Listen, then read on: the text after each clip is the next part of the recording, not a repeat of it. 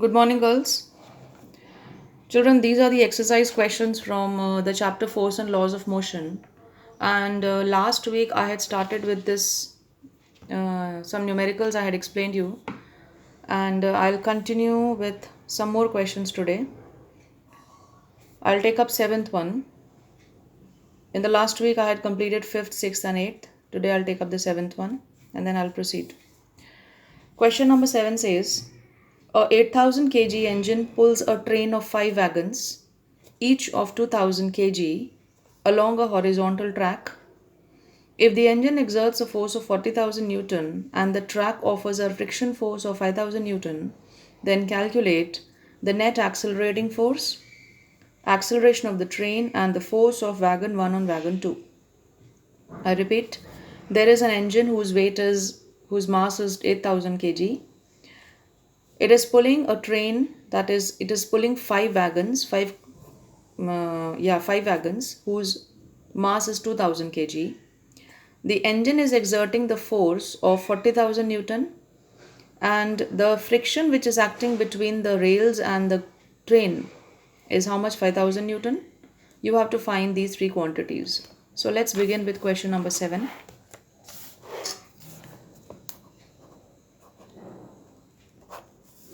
Question 7. Now imagine that this is a train. This is the engine. Then there are how many compartments? Total 5. This is 8000 kg mass, and this 1, 2, 3, 4, and 5, 2000 each. Okay, 2000 kg each. Now the force which is exerted on these 5 compartments or these 5 bogies or wagons is how much? 40,000 Newton. And the friction which is acting between the train and the ground is given to you F2 as 5,000 Newton. You have to first find the net accelerating force. Net accelerating force means what? The force with which the train is moving forward, right? You know that the force applied by the engine is greater than the friction which is acting between the train and the rails or the ground. Therefore, it is moving forward. Therefore, the force which is acting, or the net accelerating force which is acting on the train, is given by F is equal to F1 minus F2. Okay, so therefore 40,000 minus 5,000, and that will give you 35,000. So this is the accelerating force by which the train is moving ahead or the train is accelerating, right? Number 2, acceleration of the train. Now, acceleration of the train is given by, the acceleration is given by the formula F upon m. Okay, now the force which is acting on the train is 35,000, and what is the mass of the train? We will calculate that.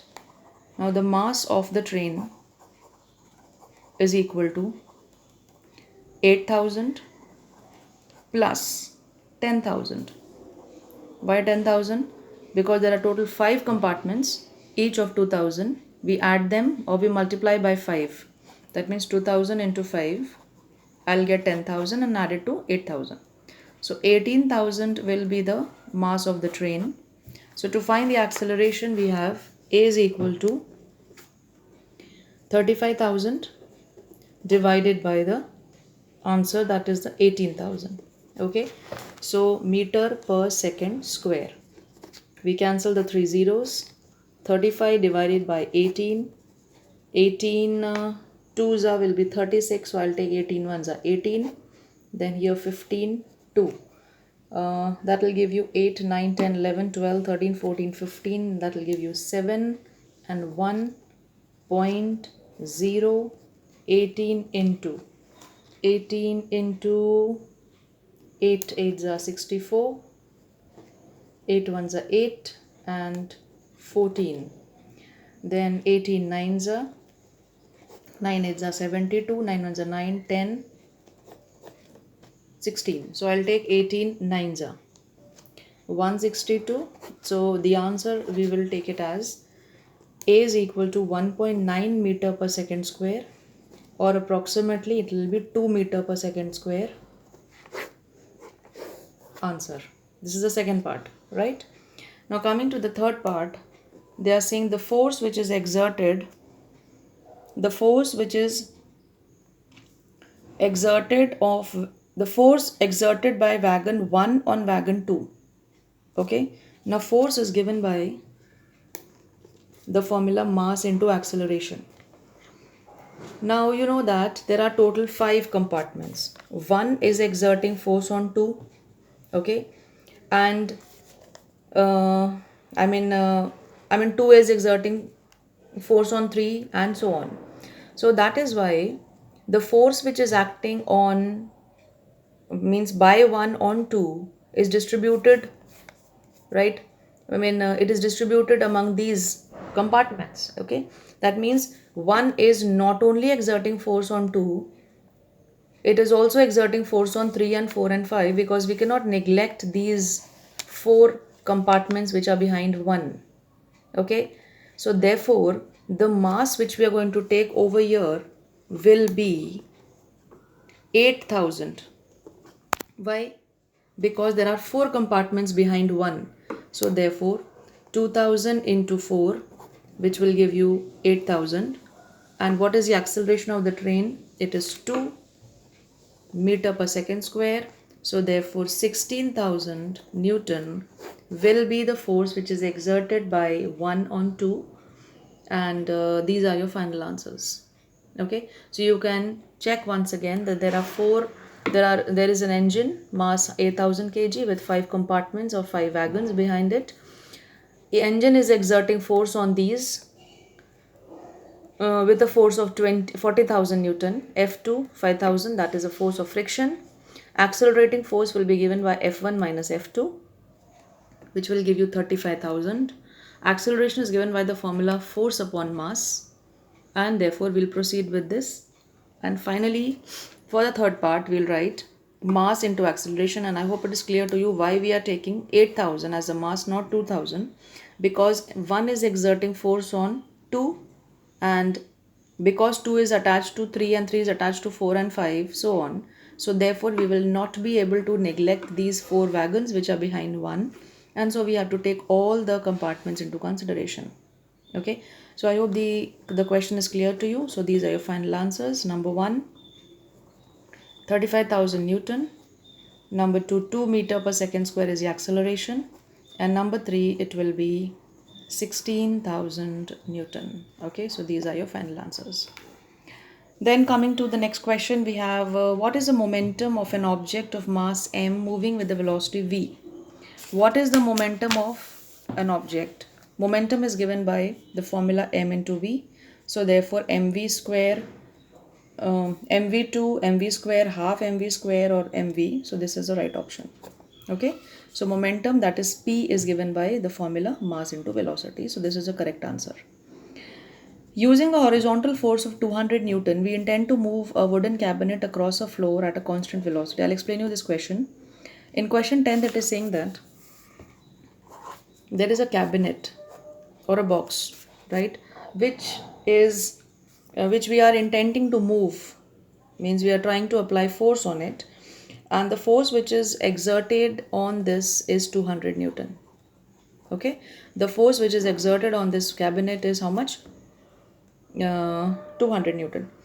What the question is, how much force of friction will be exerted on this? Obviously, because the cabinet is not moving, it is not saying that the cabinet is moving. We are just intending to move it. We are trying to move it. So therefore we assume that the cabinet is not moving.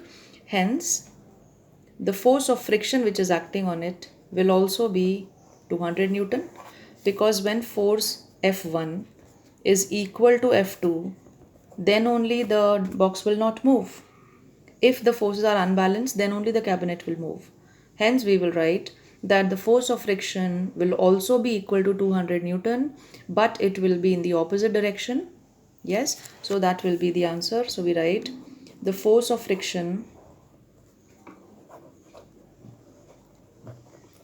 acting on the cabinet will be how much? 200 Newton, but will be 200, but in the opposite direction. So this is the answer for question number 10. That's all you have to write, okay? Because the question is how much the force of friction will be exerted on the cabinet, and if because it is not mentioning over here that it is moving, it is not moving, we will assume it is not moving, hence the forces will be balanced. And you can also write that these are balanced forces. If you want to add this line, you can write these are balanced forces. Okay, opposite in direction, same in magnitude. Okay, now we have also completed in this chapter law of conservation of momentum, right? And therefore, if you have already studied this chapter, there is a formula for the law of conservation of momentum which says that m1u1 plus m2u2 is equal to m1v1 plus m2v2. Using this formula, we will solve question number 11. There are two objects, each of mass 1.5 kg. Okay, children, before starting with this question, do you remember what is the law of conservation of momentum? It says that when two bodies interact with each other or when they collide with each other, the total momentum before and after the interaction remains the same, okay, and provided no external unbalanced forces acting on it. Okay, based on that we have this question. There are two objects which is of mass 1.5 kg. Both of them have the same mass. They are moving in the same straight line but in the opposite directions. So we assume that this is m1 and m2. They are moving in the same in the opposite direction. Okay, so they are moving in the opposite direction. Both of them have the mass of 1.5 kg. Okay, so this also is 1.5 kg. They collide. Okay, when they are colliding with each other, and it is given that the velocity of both is 2.5 meters per second.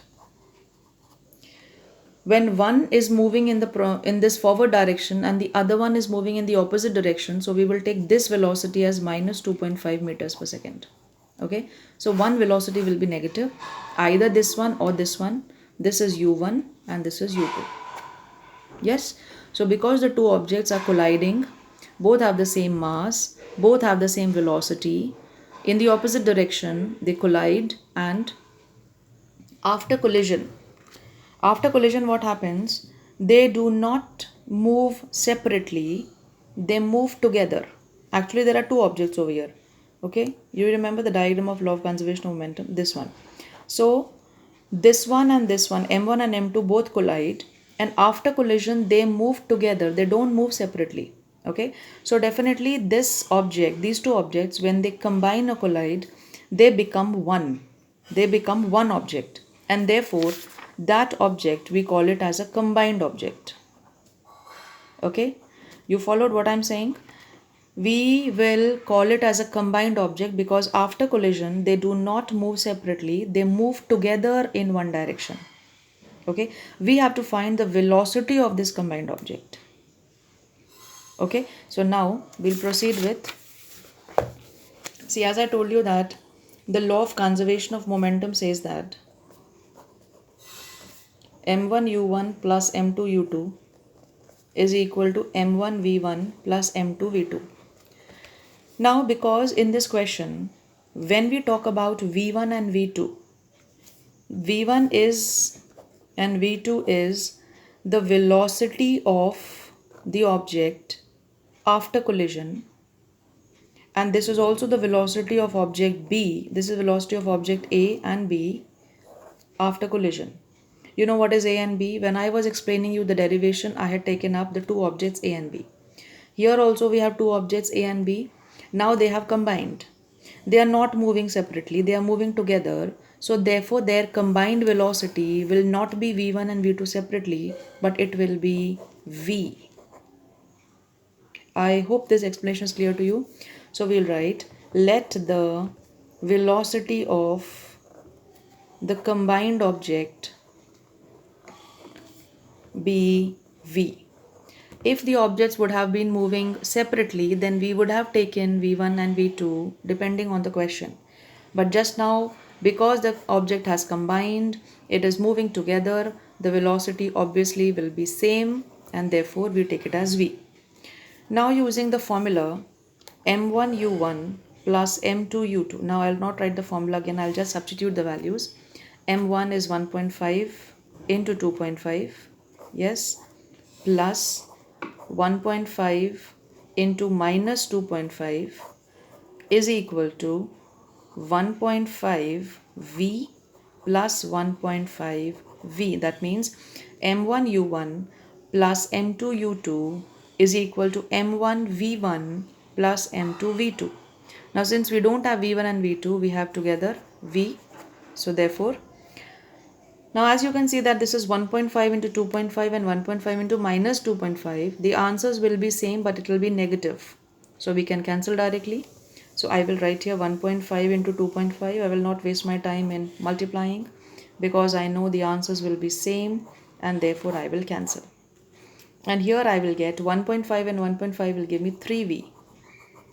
Okay, so therefore 3v is equal to 0 and v is equal to 0. Hence, we can say that after collision,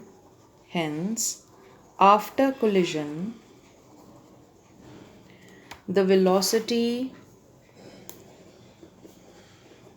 of the combined object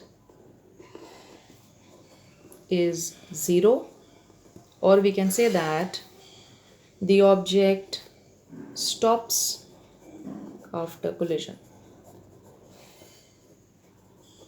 Okay, this is how the question has to be solved, children, when there are two objects which interact with each other. Okay, so I hope this is clear to you. 8th, 9th and 10th, 9th and 10th and 11th. Now question number, this is 11th one. Okay, question number 12 says that this one I will do and then I will continue tomorrow. According to the third law of motion, you know what is third law of motion? Action and reaction are equal and opposite. Okay, according to the third law of motion, when we push on an object, the object pushes back on us with an equal and opposite force. So I think we agree to all this, that to every action there is an equal and opposite reaction. Now if the object is a massive truck, okay, we are applying force on a truck now and we try to move it. The truck will probably not move. It is given that probably the truck will not move. A student justifies his answer by saying that two opposite and equal forces cancel each other and therefore the truck does not move. Okay, the question is, you have to comment on this logic and explain why the truck does not move. Okay, so this question is based on the third law of motion. Third law of motion says that to every action there is an equal and opposite reaction. Okay, so therefore, see, 12. Now this is a person, right? A man. And this is a truck. This person applies force on the truck. Yes. And this is, we say this is an action force. To every action there is an equal and opposite reaction. So we will say that the truck also gives a reaction force to the person. This is a reaction force. Yes. Now one student says that the truck is not moving because action and reaction forces are cancelling each other. Okay. So the answer to this question is, the student is wrong. You know, the student is not justified. The student is not correct, because remember that action and the reaction forces cannot cancel each other because they do not act on the same object, they act on different objects. Over here the action force is acting on the truck, reaction force is acting on the man. So these forces are acting on two different objects. Therefore these forces will not cancel each other.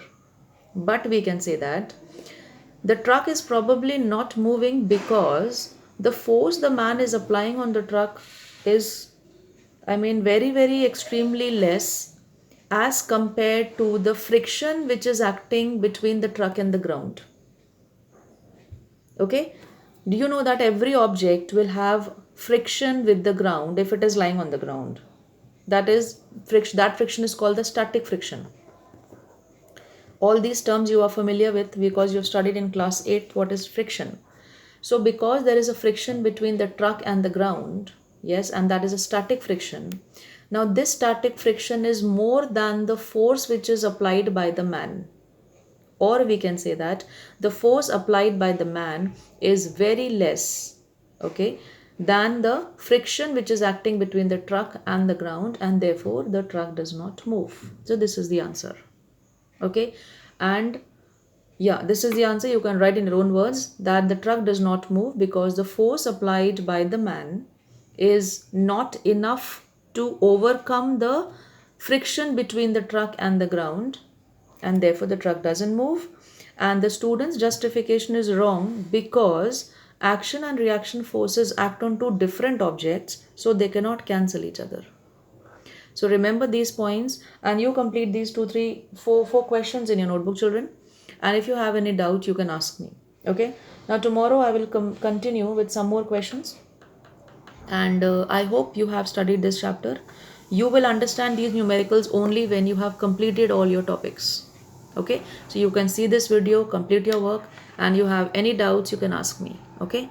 Thank you. Have a nice day.